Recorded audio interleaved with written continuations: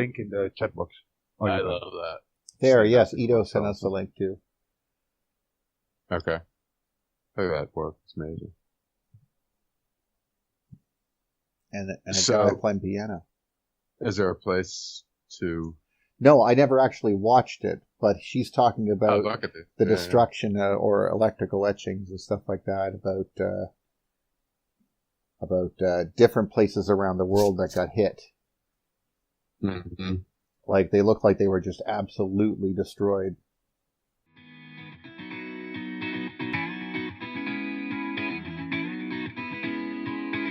Continuing the Electric View's April 17th show, we will be talking about how Sodom and Gomorrah may have been destroyed, sulfur, fulgurites, gold mines, and the electrical properties of ancient pyramids. Don't forget to like and subscribe below.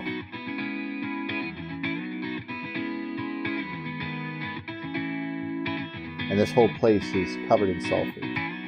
It's a very interesting situation. Apparently where Sodom and Gomorrah was. Oh, really? Okay. That was her thing, and the sulfur, geothermal sulfur, and then the sulfur found at Gomorrah. See, I did watch this. I remember watching this now. That's how many videos I watch. I don't even remember watching them. So pure white sulfur.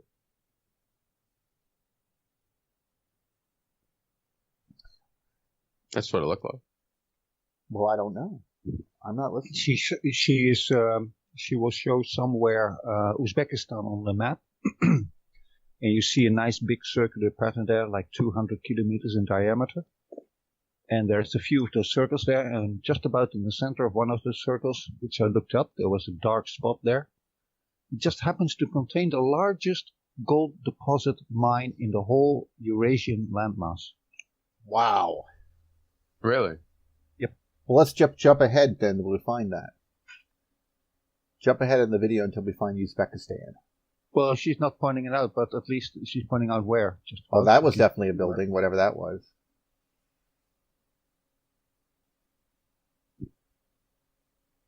Probably a bit further still. Before.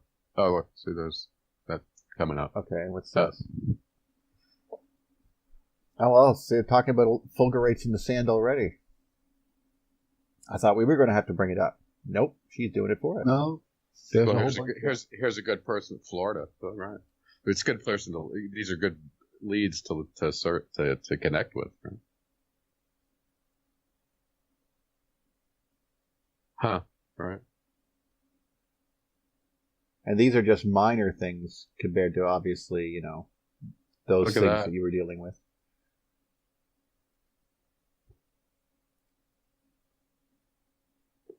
I could see why people thought they might be pipes. Yeah. The lumen, that's here's an interesting one. Lumen is the term for like veins. They call them lumens, right? Really? Is that interesting? I find that interesting. Right. Oh, that's a fulgurite. Oh. Oh, wow, look at them all. Yeah, they're big ones. Imagine how many strikes on sand there had to be to make that. Well, they're making rock by themselves. I mean, this is obvious what this is. Why are they challenging the electric universe makes me boggle right there. I never saw these in the history books, did you? No, neither did I. Look at this. I mean, look at the size of those things. I think this is just some network. I think we have some networking to do. Clearly. Right? Hey, we can totally get those. It's just a matter of going to the right jump shows. Well, I mean, she points out in this video. Who did, yeah. Who is she? Well, she is a Russian-speaking, highly educated lady that went into alternative history, I believe, more or less. And, what was I going to say? Don't know. Randy, I interrupted you. So. She points out the electric universe here in this video. She does point out the electric universe, and that there's something that we don't explain. Mm-hmm. Somewhere in this video. This is a great avenue to go down. Right? Well, this would imply that people, well, had to deal with this. I mean, this would be the scariest thing to ever imagine. And of course, it could explain a lot where all the sand comes from. Like a desert full, I meant, like, because we see caravan tracks under a mile of sand. Mm-hmm. You know, going to an oasis that no longer exists. Well, you know, some places it fell down as welded and turned into mountains. Other places, it was just sand. It was dry by that time, and it just buried things. Very weird.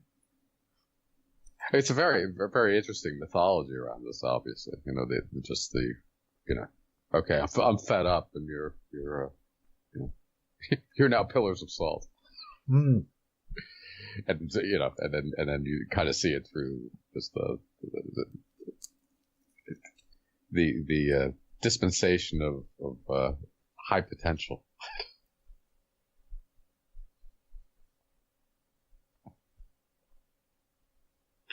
Can you go to Google Earth there, David, for a moment? Yeah, sure.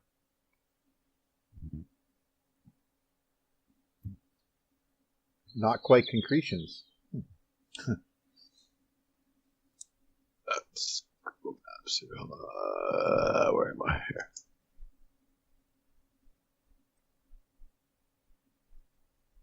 Do you know how to find Uzbekistan?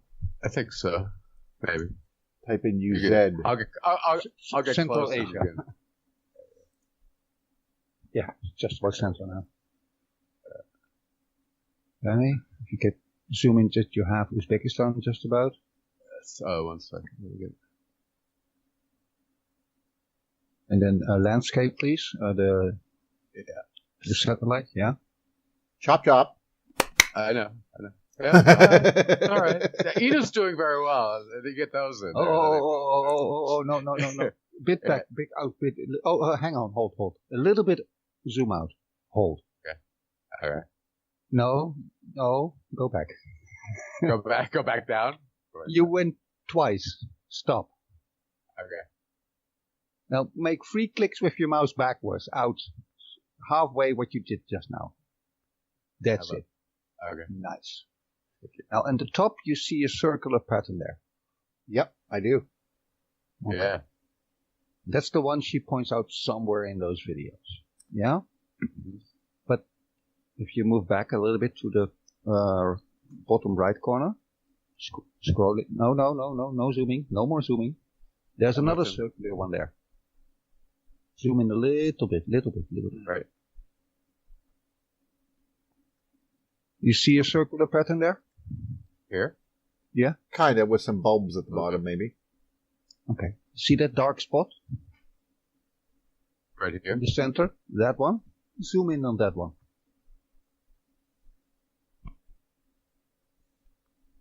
Yeah. Look at that. It's a mine. What? Yes, it's a mine. Now the little scouting that I did, that's the largest gold deposit in Eurasia. Huh. Wow. Funny how there's some morphic thing around it. That whole area is totally, utterly zapped. I'm sure Neil can talk to the area.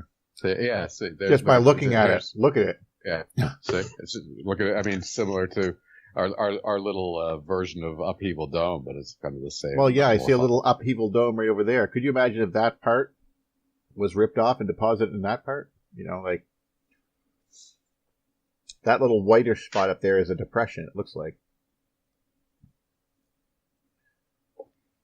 No, they're mining. They're mining. They're mining down, or they're mining up. Okay, they're mining down. Yeah. Yeah, let's go for it, boys. But you can clearly see the rock has a different coloration there. And the other circular pattern that has lots of circular salt lake kind of structures as well. Gold, huh? This is a gold mine. Yeah, and it's got other... It's never only gold, right? Lots of silver. Right. There's another, example of that. Of what. But this is a gold mine primarily. Uh-huh. And it contains allegedly the largest gold amount of gold of all the mines in Eurasia. Wow. And look at this action here. Mm-hmm. 2 lines and feathering. Just like just like a lightning bolt, just like a canyon, just like Buddy's work there. That little flailing Fault edges. line. Almost. Well, it looks like two currents being drawn along, one on top, one bottom, if you know what I mean. But I mean, here we are just debating, but it's clear that the area was zapped. I mean, there's some ridges right there that you can see you can see where mountains were drawn along currents. Right, like if you zoom in straight, just for like 1 or 2 clicks, you can see what I'm talking about. See how this, right down to your bottom, you can see how they're all parallel? Right there. And then they're all going in the same direction. So clearly there's a current going along here. It's etching and or mangling the landscape as it goes. And what's left over is deposits and etchings. And so obviously there's been some shock waves going through the area as well, because you could see buttresses. I bet you you'd see, as Robert would point out, the triangular buttresses and you know, that Andy would like to point out there. But clearly, very damaged terrain.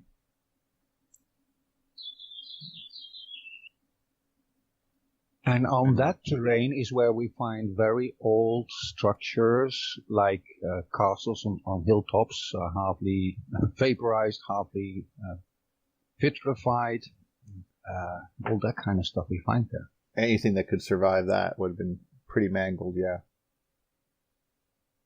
And it's old, very old. Really? No, I mean, this would mean that there was an excavation, and the whole place could have been populated with these things, and they're just the only ones left, which is kind of interesting. And I think that is more or less the logical conclusion, because if you see those structures, those city-like structures, they were designed, they were built. You mean that means, you know, quite a developed populace over there for a long time to even begin such an adventure. And it probably was a different climate in those days. Well, pretty much for sure. Those lakes we see over there, they were 3 or 4 times in size. You mean the Caspian and the Aral Sea. So this was much more green and lush, probably. So the whole top layer got ripped right up. Populated. Yeah. Because I mean, and that's actually, look at that current that went into the Tajikistan there. Look at that, the whole thing. Just, I mean, this is on a bigger scale.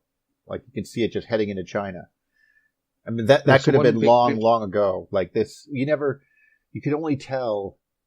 You have to infer from the last event, because there's this whole geologic time is suddenly thrown askew. You don't have that to base anything off of, and you're trying to understand how these landscapes got formed, and that's a long. It's nothing but rifts and faults. Literally, lots of earthquakes in those areas. Well, also, if the Earth is growing, it would be the part that would be buckling. So maybe that's where the buckling is occurring. I don't really have an altimeter to tell, so you know. Still, so that's very lightning bolt-ish. I never noticed that before.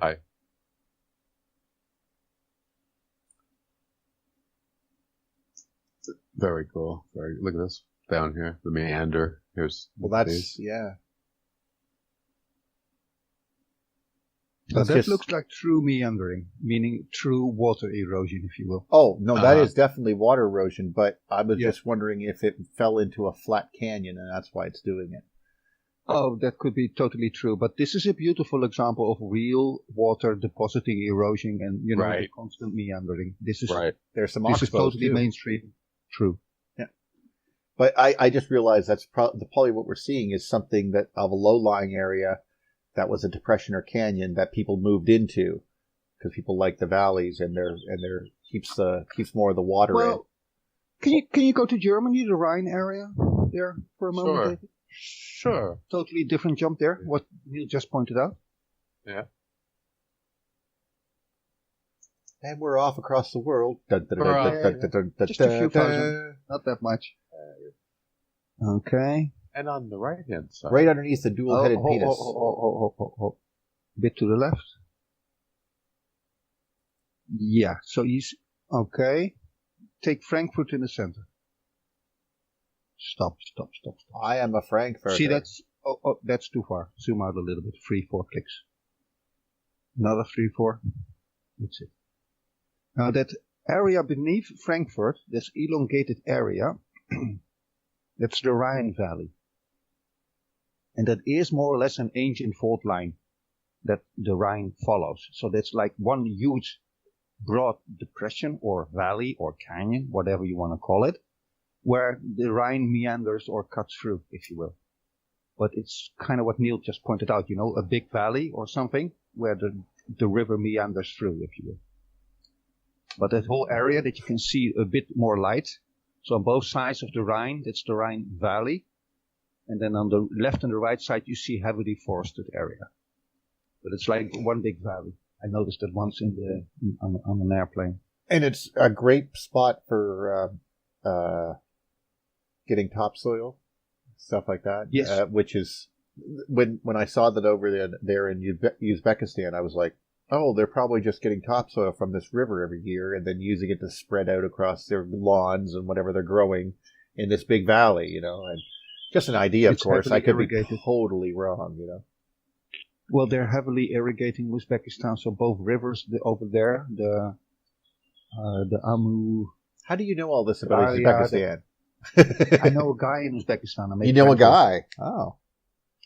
Well, friend of a friend, no names. He was a refugee over here, and I met him over here in my country, in the Netherlands, and we became friends for a couple of years, but he went back in the end. So we talked a lot. So, sorry, I know a little bit about Uzbekistan. Fair enough. He told me about those ancient cities in the desert back then, but I never knew which one or where, right? And now it comes back through this video from New Earth. Well, that's great. Well, and talking about, like you said, this sort of indicates that people, if you didn't build in preparation for these events, what was going to happen, and it makes you wonder: is that why they build a certain way? After that, like, is that what pyramids are for? Is it to mitigate the effects of these passing electrical storms, or like just ideas? How would you compensate for the fact that you could occasionally get your entire place destroyed by, I mean, obviously at a certain point, you can't protect yourself because there's nothing that's going to stop this. It's going to be devastating. If you don't even know where it's coming from or where it will come up again. Well, this is why we were talking about this thing in Turkey where they were in the mountains, in the Cappadocian Mountains, I think it was, or something, and they were talking about how they must have they had enough preparation to build caves in preparation for this to happen, So for 40,000 people, and it wasn't for permanent, but it would last a few years. So they were prepared for the worst. I mean, that's advanced planning. If you're going to move, I mean, we can't get 50 people to do something today, but now you can get 40,000 to go, we're going to go in this cave and live here. We're just going to store stuff up because we knew this was going to happen. Well, that's very interesting because it's not just a what if. It's a... What if those 40,000 were the last of 3 million? That'll motivate you. Okay. No. You could be right. I don't have no idea what they went through. That's kind of the point I'm trying to make without trying to be facetious here, but we don't know what happened. But we love you. Just let me throw in my little opinion there. Sure. If I look at all these artifacts on the Earth, the megalithic buildings, elongated skulls, gold nanotech wiring stuff found in the Pleistocene layers in the Ural Mountains in Russia. The list goes on and on and on and on. A beautiful silver and, what was it?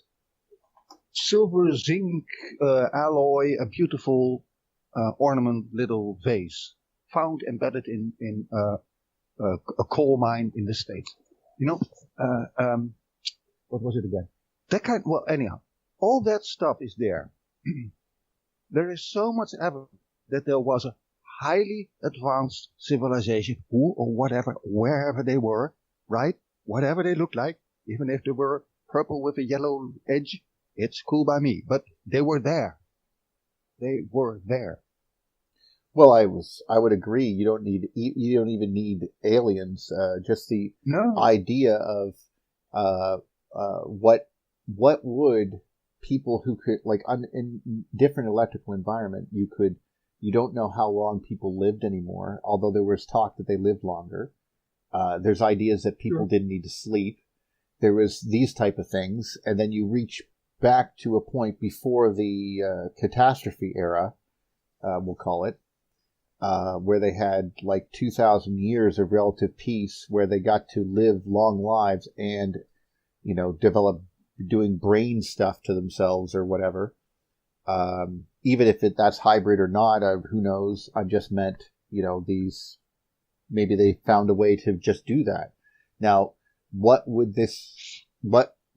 she calls them in New Earth, she refers to these people as survivors of the Atlantean Age who taught the Silver Age people how to do their thing. But I'm more interested in this Golden Age, where it seemed gravity was less. They were doing high-tech stuff with cutting, brilliant work, to a point where we can't imitate it today. That's exactly. That's an important point. Even today, with our 21st century tech, we would have very large problems making a pyramid of the magnitude of the Great Pyramid, for example, with the quality. We couldn't do it. Particularly considering that the faces were concave. Yeah, at least they buckled. At least according to various sources. So. No, you're not wrong. Just the design. Just the design of the Great Pyramid is mind-boggling. Absolutely mind-boggling. Imagine you get an assignment where you have to design a building. You don't know what it is yet, right? You have to design a building where it's got pi, it's got phi, it's got the dimension, the ratios of the Earth and the Moon and the Sun and the whatnot, and it's concave and it's geometry and the angles correlate to what is it? There's so many correlations there in math and stuff. Yes, right. It's like a 3D folding open puzzle there, right? Yeah. It's like a book. And then contained in one of the most simplistic, the beauty of its Occam's razorness is amazing. Now, I'm doing stuff with the atom model. People tend to give me some credits there, right? But ask me to design a pyramid structure, you get the middle finger, right? No way. Not good. That's immediately for me. Well, no, it's just it is a very impossible thing to construct. My bigger questions come from the ideas from this. I think it was called the Band of Peace video, and they had because I watched the one you did too. I remember all the phi thing. I love that Revelation of the Pyramid. I think it's called, but the Band of Peace video, I think it was number 2, had this talk about the electrical potential of like having metal-bearing rock as the core, and then having it sheathed in an insulator, which we were just talking about in that mountain with the veins in it. We were just literally talking about it. So, right. And this is the same principle, except this time you cap it with metal. So now it has a current, a way of current will hit that point. Okay, so any hits in the area will go to that point, and will charge up this capacitor to avoid it having to rip the land apart. And people won't get hit. So you could live in places with relative safety on the shores of a valley in the Nile that floods every year.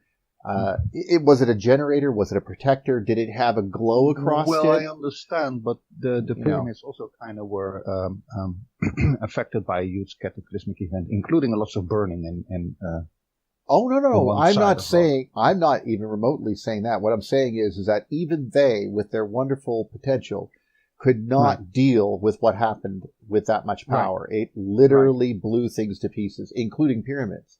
I mean, there's pyramids that are no more. They were blown to pieces. That's just an amazing idea, just to think about it. So, I love this too. Just look at this, and this is just a little bit that we know of it from people that spend their life, outside mainstream scholars that are paid heavily. What's his name again? Zahi Hawass, of course, is the most famous name there. the protector of all the ancient treasures in Egypt. I think he's a dickhead. You know, he stifles any kind of progress. He totally puts Hinders. that down, right? Yeah. He's a gatekeeper that you'll never get through. Imagine we could really study the pyramids, and really start understanding them. I think there's a lot to be done. We're doing it. Yeah. Well, and this is... That shape particularly, by the way. That's a nice one. Nice octahedron there. I wonder what they needed to do to wonder how things were, what did they have to deal with? It's clear that some of these pyramids are extremely ancient. They come from an advanced culture well before others of their line, like the newer ones that were crappily made, as if they were trying to emulate what they had lost, or maybe Cheops or Kepler or whatever his name is was trying to build or repair the Great Pyramid or something of the sort. But to think that he built it might be a stretch. And there's nothing on that whole pyramid that indicates anything who that pyramid belongs to. That it's the Cheops pyramid is based on a little graffiti cartouche way in the top of the king's chamber behind some granite beams over there that nobody really can reach under normal circumstances. And that has a little graffiti like, Nil was here or Edel was here. And it says Cheops was here.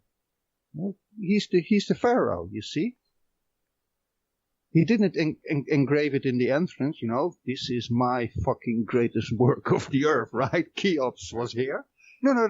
A little graffiti in the way in the top of the king's chamber. Which that's how they know makes you question whether or not that was a legitimate piece of graffiti. It could have been a forgery, as Daniel Jackson from Stargate once pointed out. Great movie. But it has nothing to do with the original design, obviously. So it did this Cheops thing with Zahi Hawass and those dynasties and stuff. It sounds real nice and cool, but Well, it makes you wonder. What were they building for? And you're right. Some of them show a great disaster had befallen them. Did they befall them and they thought, no, we're going to be okay.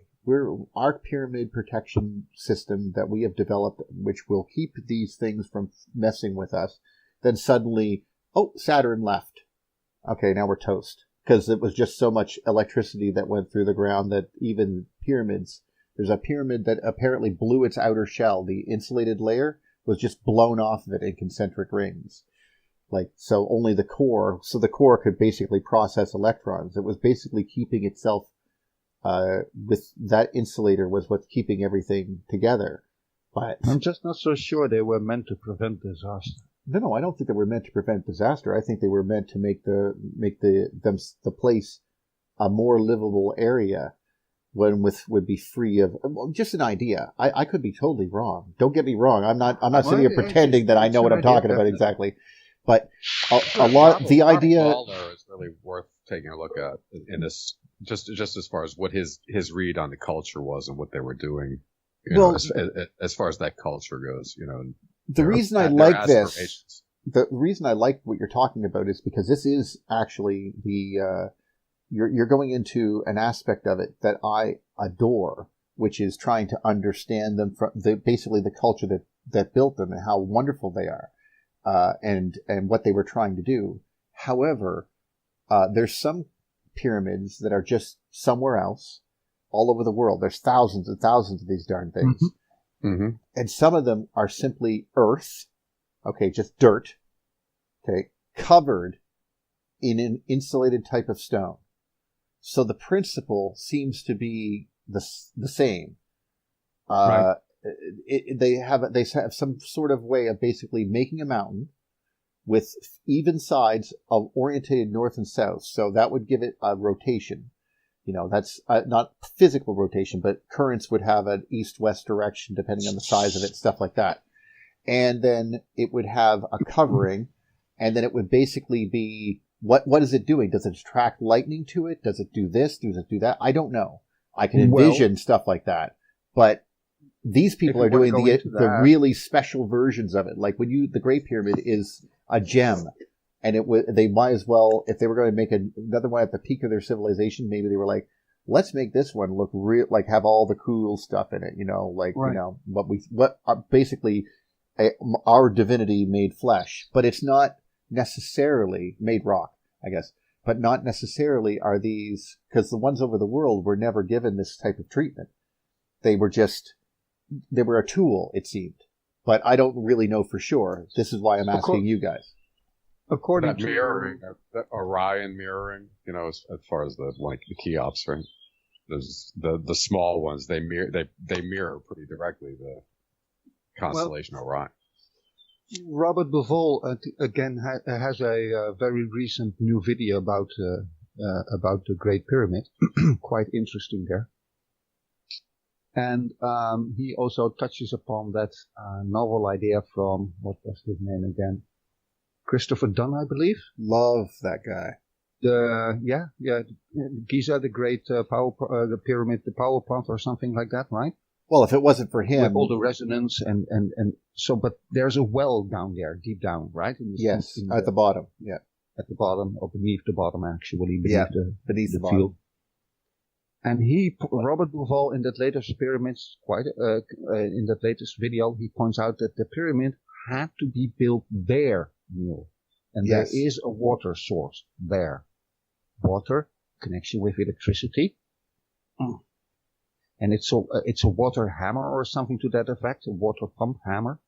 Well, that's his interpretation, but I can't verify that for sure. But you're right. The connection with water it seems to be, these things I think were built in places where these auroras ran across the ground, so to speak, these crustal discontinuities, telluric currents, where they met up and had these, I guess, nexus points, so to speak. They would build these things there. That's an idea, and but this goes into feng shui and what did they actually see on the ground? Were these that would place them on the hot spot of impact, right? Or they would be a hot spot that would attract shit that you want to mitigate.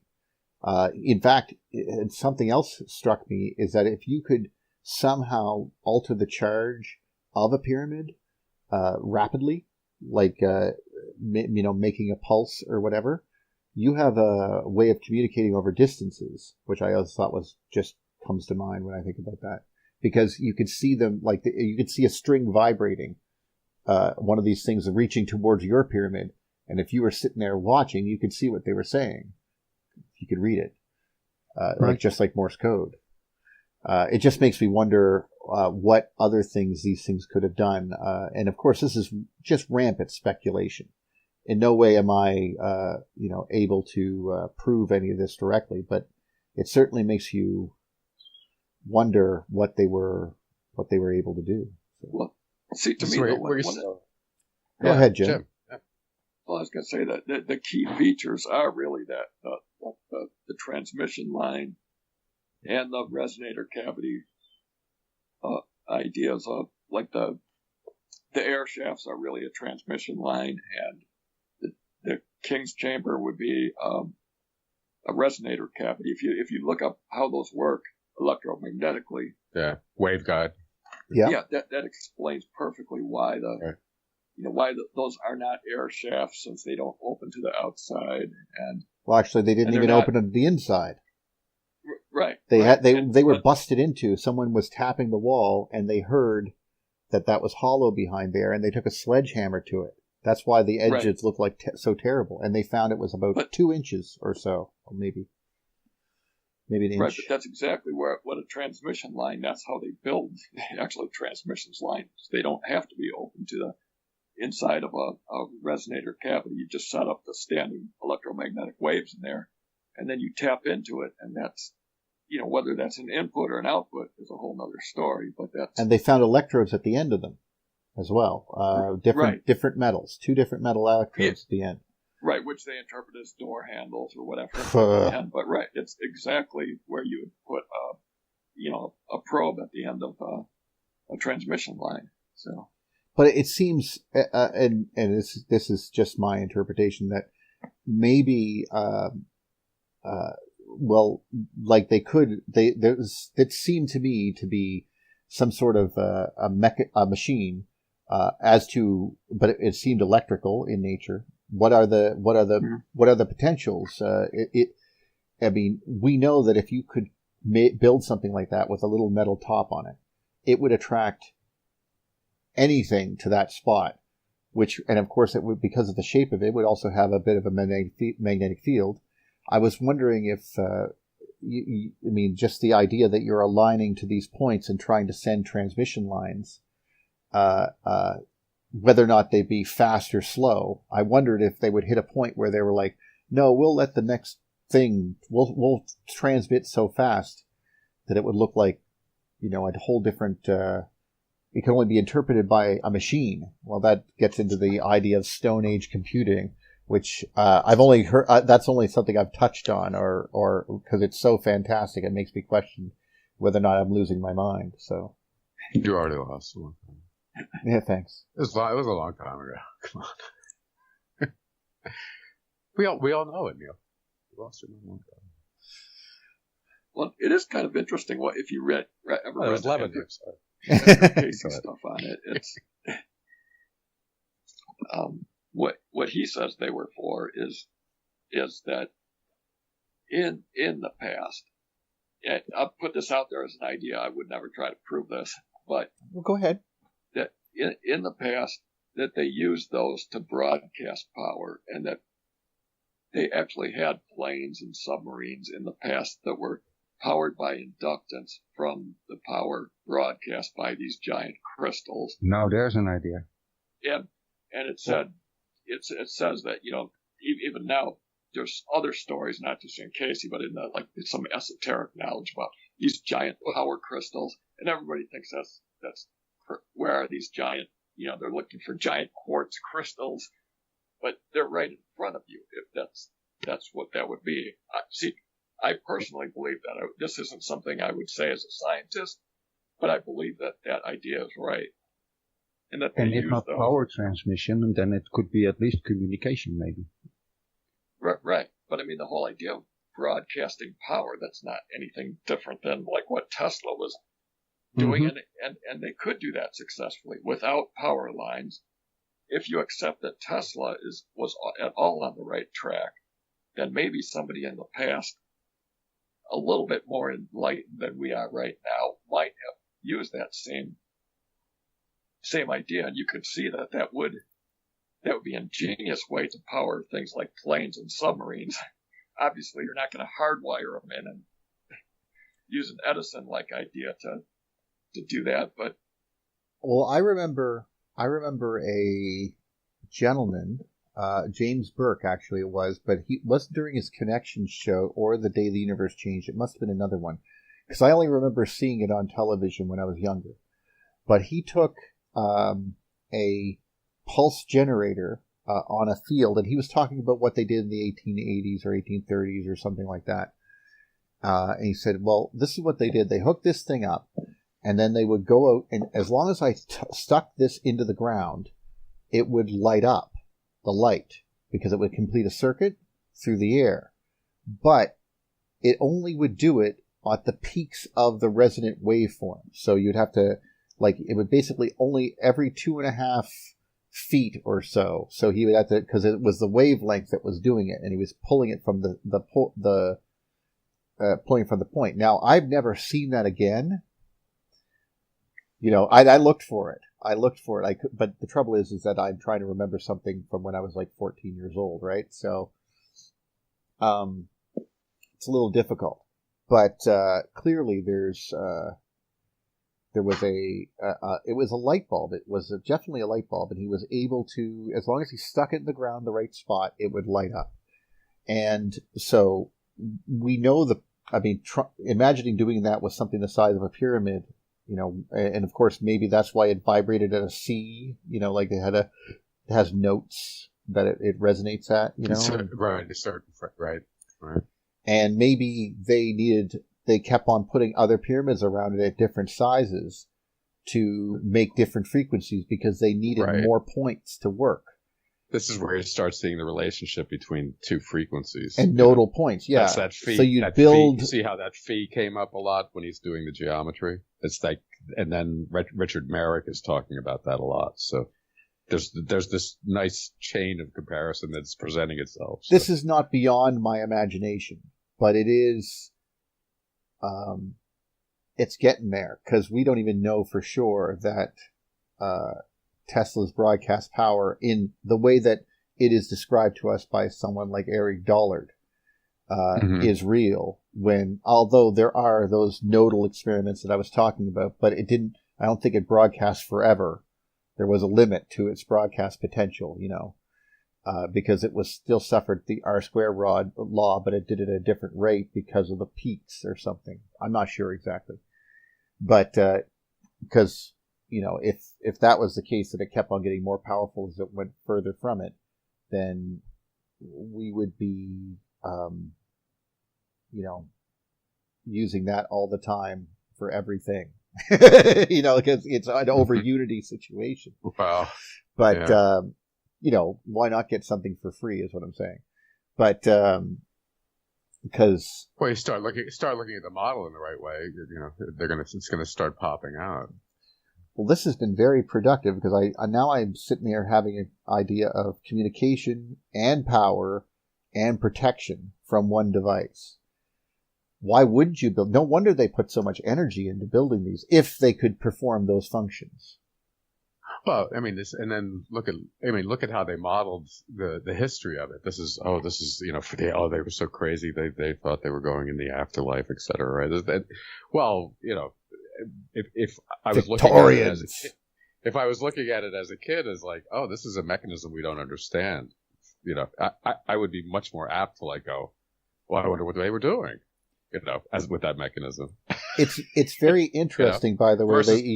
Versus it was just a cult, crazy mythology, No, I was going to say that it was very amazing that you used the elevator as a point, because that's the very first episode of Connections. He talks about the elevator. When I get into a metal box and hit a button and I rise in the sky, do I wonder about all the machinery around me? Of course I don't.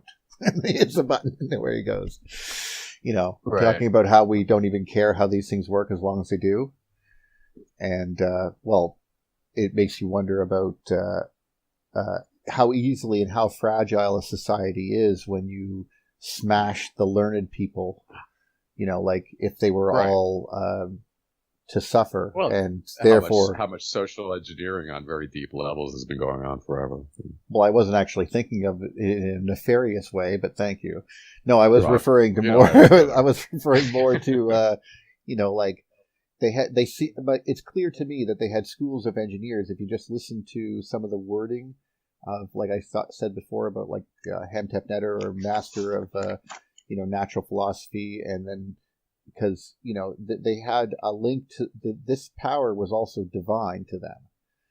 There was a certain amount of, it comes from everywhere around us. We don't make it. It's just divine, and, obviously they, and this was in the Silver Age that we know of these stories, not necessarily the pre-3000 BC Golden Age type of ideas, if that is the time frame switch. I don't even know for sure, but and of course, it also makes you wonder about how many things suffered under a deluge of water and were never, wiped, completely gone. And then we had to try to infer from them, like if everything shut down now and all the engineers and all the scientists and everything like that were, or maybe there was only a few left, what would our society be like after things started breaking down? There'd be a lot of maintenance going on, but building new things would be completely beyond us until we caught back up. It would be, and would we even catch back up? That's a good question. It's argued that since the quote unquote pyramid time and golden age, well, I'm just using that as a reference point, guys. So, you can call it whatever you want, but you all know what I'm referring to. And you reach this all the way to today, all the way up until about the 900s, we were going downhill almost, and then, things took a mighty turn for the so-so, and then we got a little bit of the ancient Greek knowledge back. And then the Renaissance happened, and then finally, around 1750 to 1830, to that point, we started rediscovering electricity and, thank God for Faraday, electromagnetism, the link between the two, because it seems to me, like I've been looking at their work, that they didn't know about magnetism. They use crystals to create oscillations, and as opposed to, a resonator circuit or using something with inductors. This whole link, and maybe they didn't know how to purify metals. We never found neodymium magnets from ancient times. I don't even understand if that was even possible, but if you get my meaning, like using a crystal as an oscillator would still work, and different shapes of crystals would have different oscillations. They would learn how to control that, shape them correctly, to create certain frequencies, which is not something that, that's what we do with them. Of course, we're doing it on a micro level, but... Yeah, their crystal watches would not run out of battery power, I think. Well, they'd be vibrating from the resonance in the air. Yeah. Just going, like, could you imagine that there's so much electricity in the air that you find a crystal in the ground from one of those caves that we saw, and we pick up one of those crystals and it's just friggin' humming. Like it's just giving a good hum. That would be interesting. This one, like all the rocks are singing. That is why what Jim, I think, mentioned, those crystal powers of Atlantis were allegedly humming and glowing. Right? Why wouldn't they be? That they should be. Now tell me more about those, though. Crystal what of Atlantis? What? Well, I think Jim was alluding to that fact that the ancient Atlantis power, right, the mysterious power, was based on crystal technology, something to that effect. And it in myth and lore, it's usually depicted as softly glowing and humming. Wow.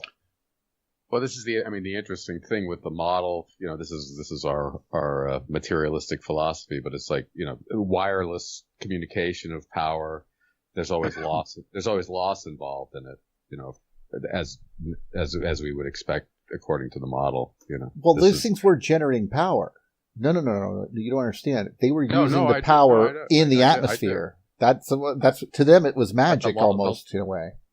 Yeah, but the loss that, this is one of the things that, they're trying to do in the present day, where it's like, okay, your phone will charge without plugging in, and it's just going to be there'll be a place where it can pick up inductively power that's in the air, right?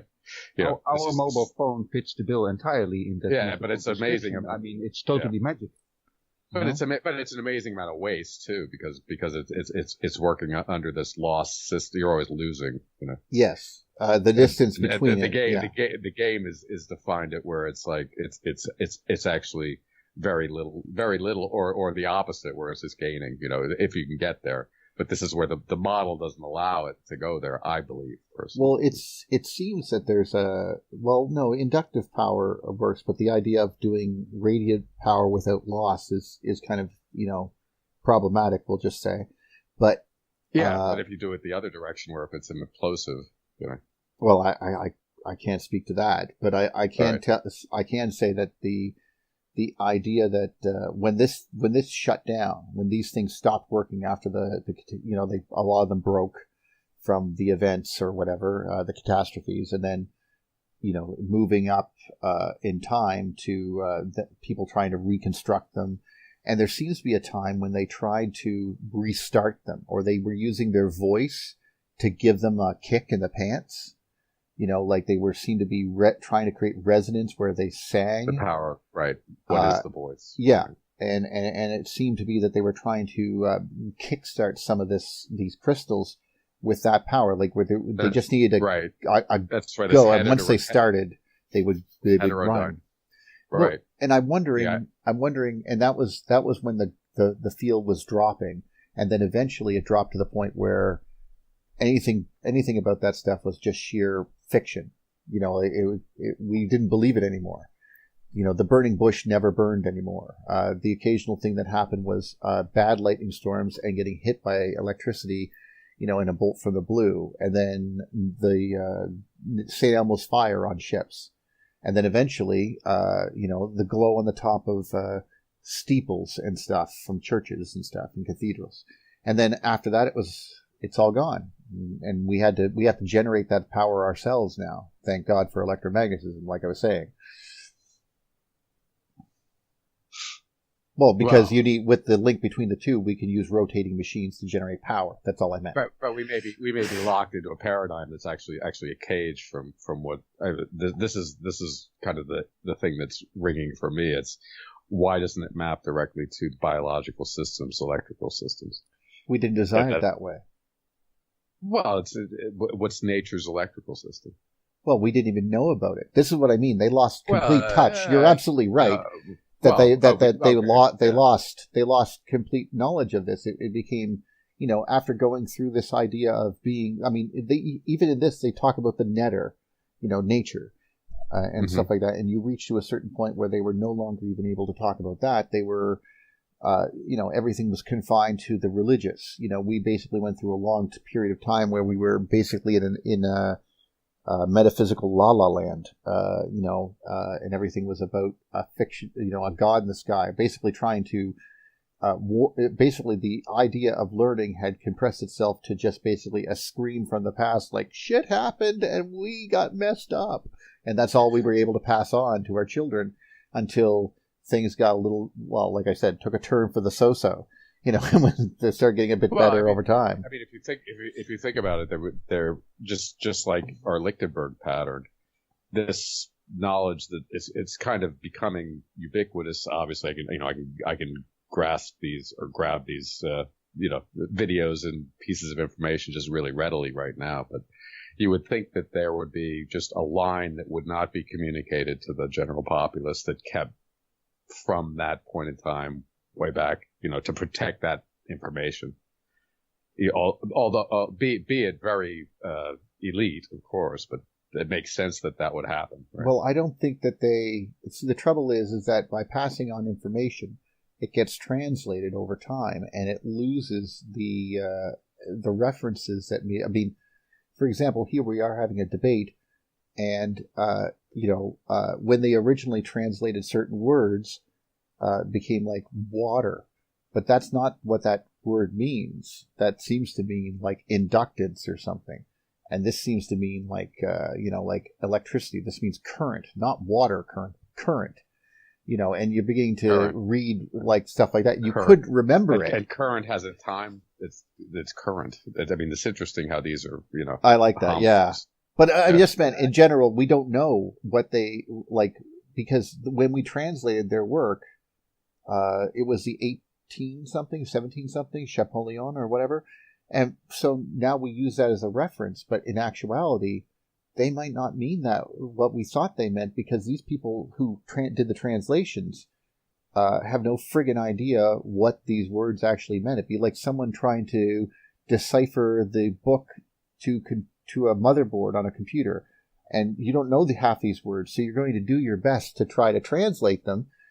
And you might ask somebody, what does microcomputer mean? Imagine that you're a scribe from, the 1200 BC, and you come across the word microcomputer, but you don't know what that means. So you ask your professor or the guy there, and he goes, I need to translate this word, microcomputer.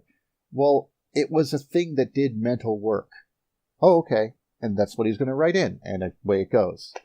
And now, after doing that 15 freaking times, no one has a clue what you're talking about. They've lost all reference to the telephone game you play in. Well, yeah, but it's the same thing with when religion took mythology, because mythology lost its realism, and they were trying to understand what it was.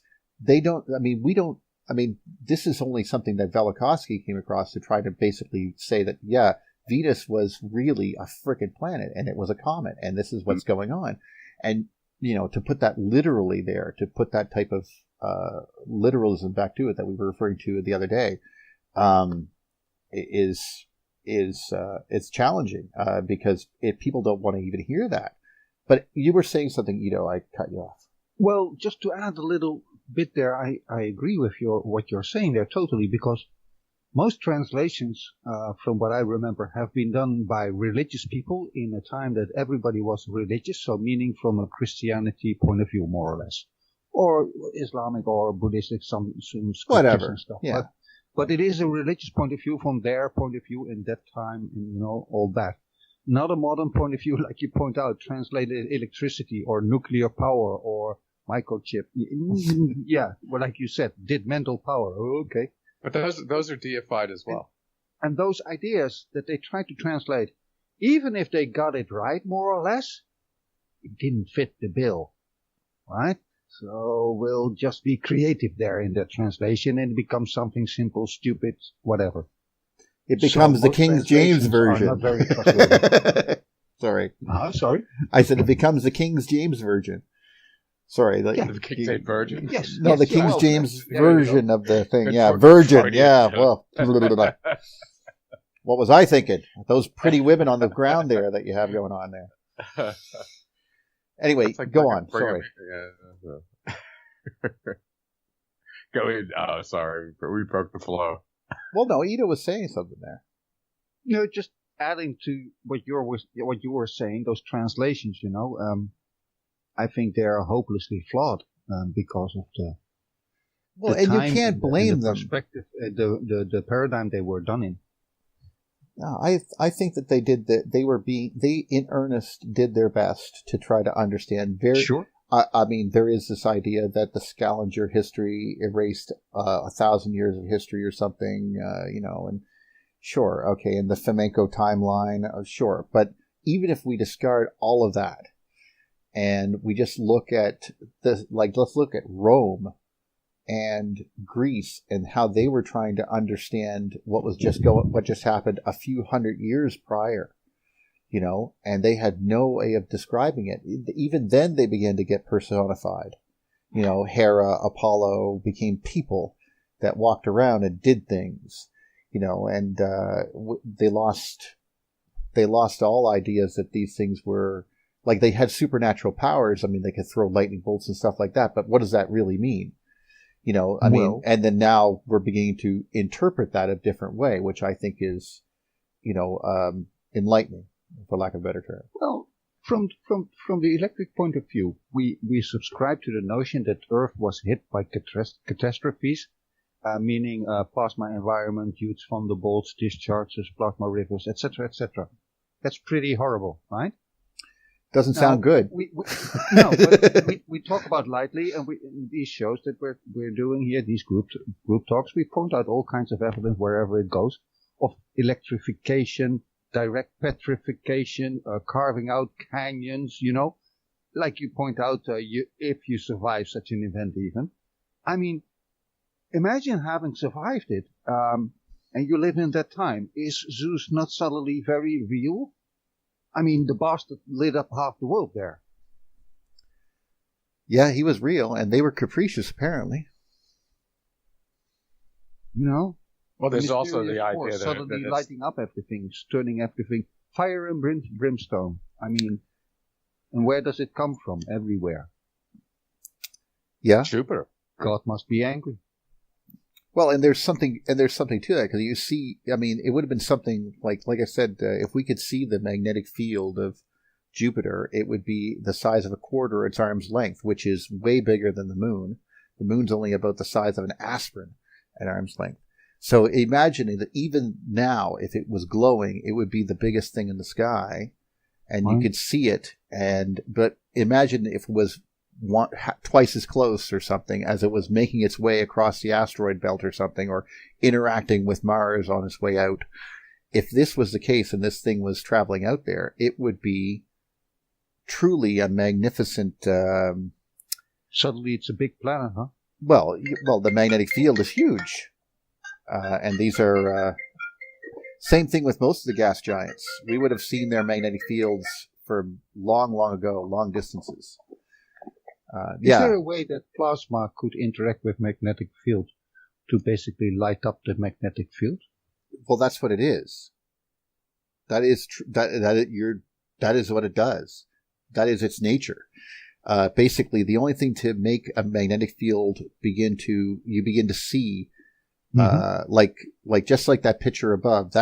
These are what you're seeing on the side. That stuff would all be glowing. You know, it would be an object with wings on the side. So you'd see outflows on the north and south as well. And there's a tail following it. See that little plasmoid? All this would be glowing. These are all what you should see. Well, there it is. There's a picture right above there. That one with the skyline. I think that's a picture. Purple. Yeah, that's what the magnetic field of Jupiter would look like if you could see it. Like it. So imagine parts of that glowing at the north and south pole, and with wings on right and left side, and then sort of like a plasmoid tail following it. That's what it would look like probably in the sky. It'd be huge. And very impressive. And this is how far away it is today. There's one, if you go 4 over, like 4 over. No. You were right down there, and the 8 at the bottom. That one. This one? Yeah, that one.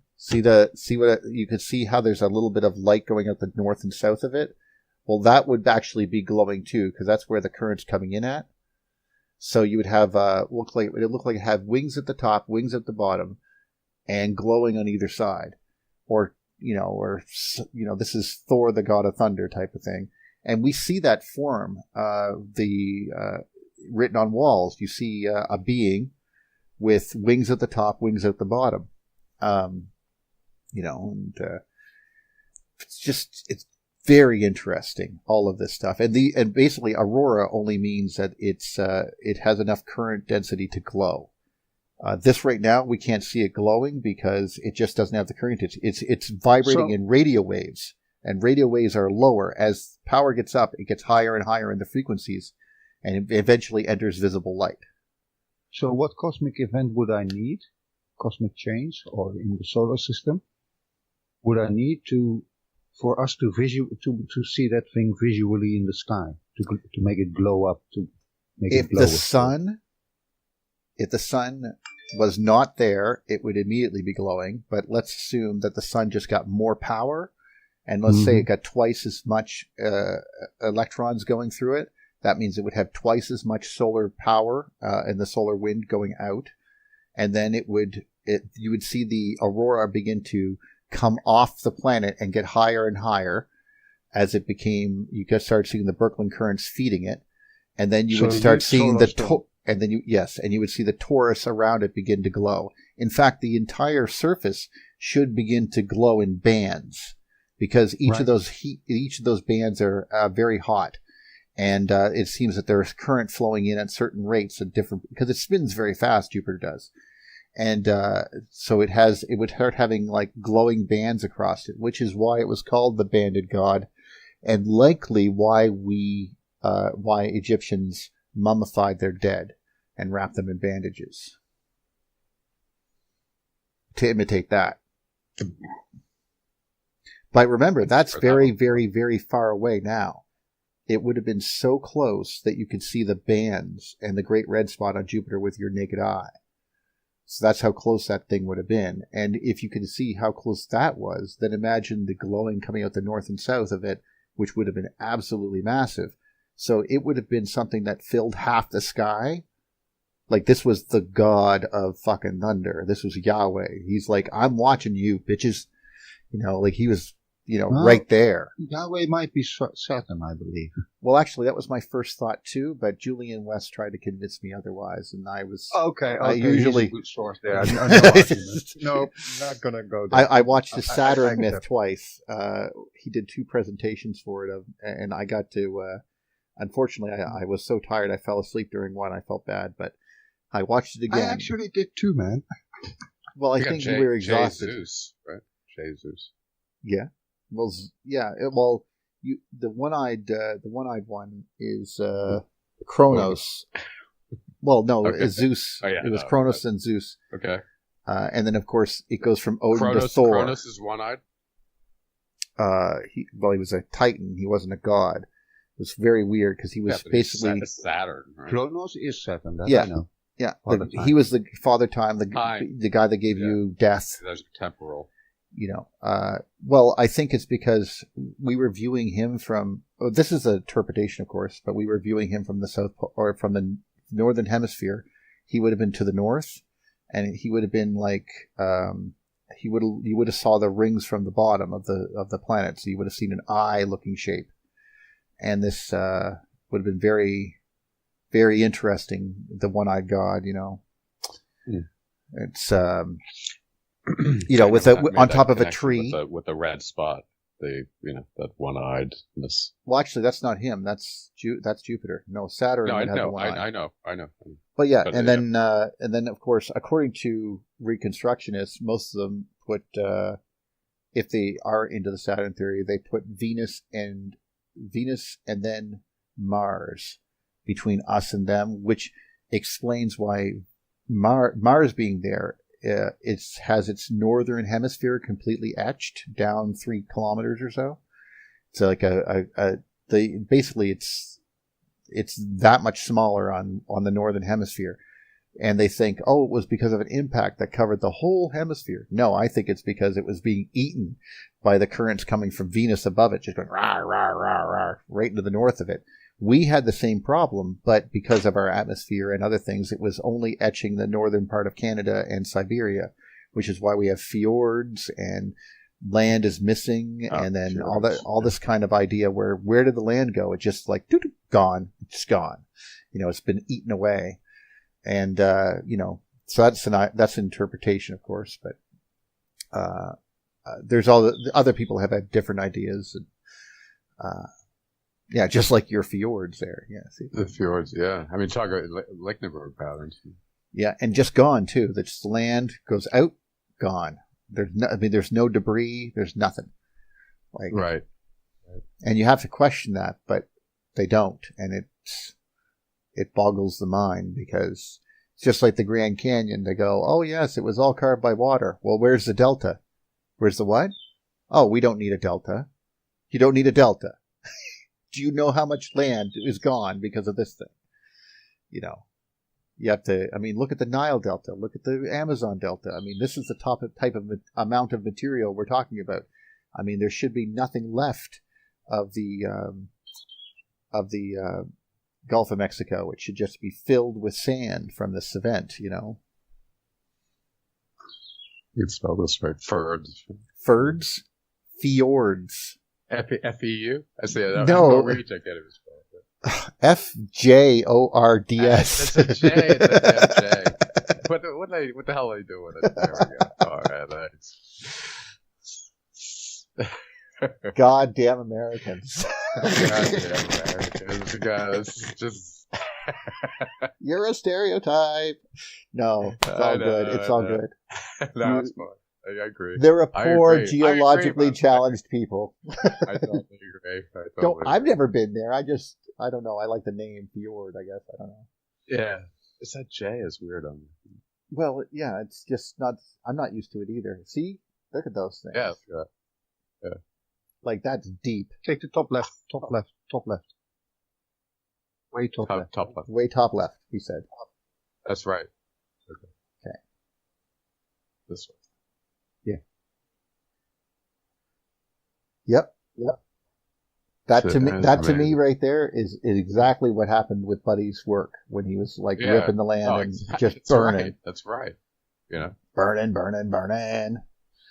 And that's the physical action, though. This is the where it's outside the model. That action. Clearly erosion. Right? Would you agree? Well, just imagine, where was the lakes that were supplying these stubby little tributaries that are pouring water into this thing enough to make that type of erosion? And there's just not enough. And plus, if you've been to the Grand Canyon or any of these canyons, just like the fjords, you'll see that it just goes out straight and then drops off straight down. It's not like a smooth water flow or anything. Like you would never have a corner left, but with electrical depositions, you certainly do. Right. Yeah, this is just... Very. That's why I pointed out that meandering river at the beginning. Yes. It was clearly nice, circular. And this is very Lichtenberg pattern, like lightning. Right. It's so different. And it makes you wonder how, like, some of these processes would have been slow over time as much as there would have been some actual really violent ones. You could never tell the difference, except for, of course, additional erosion. But what I mean is just like you could see the edges were burning, on Buddy's work. Well, if you went to, for example, Bryce Canyon, where me and Ito were blessed enough to go in 2016. That was beautiful. Yeah. The trees on the edge, you notice this, I'm sure, that there were so many dead trees along the edge of the canyon because they got hit by lightning, right along that edge, because that's what would happen. Those trees would be out near the top, they would grow, and they just get zapped. And so this is what I mean. It's always going to be active because of the shape of it, because it's the highest point in the area. And as storms roll over, they get zapped, and it looks just like this. Yes, this is Bryce Canyon. Yeah. Mm-hmm. Amazing. And you think that some of those are small, but man, there are people walking along those and they look like ants. Yeah. And this is what I mean by an incomplete excavation. It's not done. It's not, you can't. This is literally the edge of where the excavation, as you put it, yes. came. So how far it came. This is the edge. Yeah, and this is part of the Grand Canyon complex. Well, not directly, but it's further over. But I think it was probably part of the same event. And this is where it didn't have enough current to keep removing material. It was just kind of done. And you can see that it has this, those flat layers are etchings between the layers that were laid down. Some parts were hard, some parts were soft, but you can see a cross hatching across them at like 30 degrees, like I've mentioned before. And this is like a spiral running up them that was continued to etch. I think Andy had a series on it that was his Sputtering Canyons, and part 3 he talked about this, and I'm going to have to challenge him on some of those things because he's attributing some of them to sound, but I'm not sure if that's the case. But there might be. Might be, because there are clearly some breaks and rocks and stuff, but some of them that go on the particular pattern are indicative of, like hot whirls of plasma rising upwards, if you know what I mean. Right. What's the mainstream explanation for this? Probably water, yeah. Erosion. Just water. But there's no friggin' way because there's nothing round in it. Because if you touch that rock, it's rough and covered in little tiny craters, little tiny pits. Huh. And it becomes obvious after a while that you're seeing these pits everywhere, and they're little tiny explosions from those those big pipes that we were seeing with the vug in it, and they reach up to the surface and they're trying to go through the ground here, and they're ripping up material, and they would create a little electric explosion, like a firecracker almost, and pull a little crater of material and then vaporize it as it removes it. And it was just doing that all over the surface as this thing was dying down. Some of them being massive events and some of them being, how fast did it happen? How much did you blow out? So this is a debate now. I'm not debating it was caused by electricity. I now debate how fast it was. Like, did this take minutes? Did this take seconds? Did it just go kapow and just get blasted out? Or because that can happen. You just see a lightning bolt zap and it's over. But then you see Buddy stuff, and it's a periodic over time with lots of etching. Slow, yeah. Like kind of like Buddy, I would argue almost. Well, you see, they can be done both ways. We don't know, and that's what I mean. I'm certain that there is a way of determining it if we think about it, but I'm not there yet. I'm just wrapping my head around it. So there's also this new discovery. I think I tagged Neil on it, of lakes that exploding lakes. I saw those. Yes. And when they explode, they destroy the whole surrounding area, and then a gas cloud comes and kills the rest of the people, the remaining people around the community. Believe it or not, as far as I can recognize, some of this stuff could be from gases underneath. And then a spark of lightning could have ignited possibly the gases. But imagine like a huge veins of gases, and then all of a sudden it just igniting, and so that could be another mechanism. I think that you're probably right that just like in the Vug interpretation concept, gaseous explosions of like even water instantly getting hit with electricity and vaporizing, or in the case of these lakes, I believe it was CO2 that was emulsified or put into the solution under the water at great pressure, and then something burps it and causes it to rise up to a lower pressure of water, and that causes it to begin to chain react as it begins to leave the water. And so CO2 gas comes pouring out of that thing in a huge, bubbly torrent, I guess. I'm not even sure how it worked. This is just a description of what I read from what you sent me, buddy. And then the CO2 being heavier than air, especially at night when there's not a lot of wind, spreads over the area and kills everybody. Because it just pushes the air away in the valley. And this has been known to happen during volcanic events as well, usually with different gases coming out of the bottom of water, which is, horrifying, like you needed any more problems, right? Just the lake that we get water from that's really beautiful. Yeah, I like this lake. It can also kill you periodically. Just have fun. Bye. I believe an event like that happened in recent times, the past few decades in Africa somewhere. That's exactly what we're referring to. Yeah, and it killed a ton of people. What was it called? I have no clue. Exploding Lake? Yeah, just look up Exploding Lake. Well, let's see it. Like Neil said, the gases from the in Africa. The volcano, and there was the crater lake or something, and that was gone, and all the gases killed a whole bunch of people, yeah. And you can't do anything about it because the gases are just heavier than air. So how is the air going to get through it when the oxygen is just pushed up and out of the way? It's not you're probably got to go through a thing like that. CO2, yeah. Like Monon? Yeah, they go ahead, type in, or just wiki it right there. Yeah, let's take a look. The Killer Lakes of Africa. There we go. But yeah, it's a 1980 disaster. What did it say? 1986 disaster. Where is this at? Point 4, bullet 4. Oh, wow. Where'd he go? Go up. Right, sorry. Oh, okay. Okay. 1984, similar to Lake Nyos. A Limnic eruption occurred at Lake Nyos, triggering a center release of about 100,000 to 300,000 tons, some as much as 1.6 feet of CO2. The gas cloud rose 100 kilometers per hour and spilled over the northern lip of the lake into the valley running east-west. Oh, suffocating 1,746 people within 25 kilometers of the lake.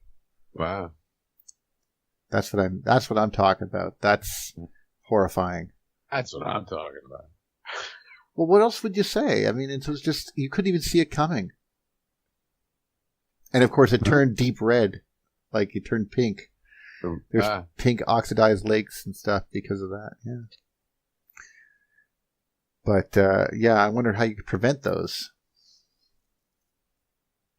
Not? Well, you could periodically set it off. When they say it's, air measuring systems and all that kind of stuff. And wouldn't it be nice every year to go and just throw a bunch of explosives into the lake and then set them off and then watch it degas, and then it doesn't it's not enough to kill anyone? But I don't know. I think they were talking about preventative measures that they were already doing and measuring other lakes, because if that's going to happen every once in a while, they should start measuring other lakes, because who knows who's going to blow up next.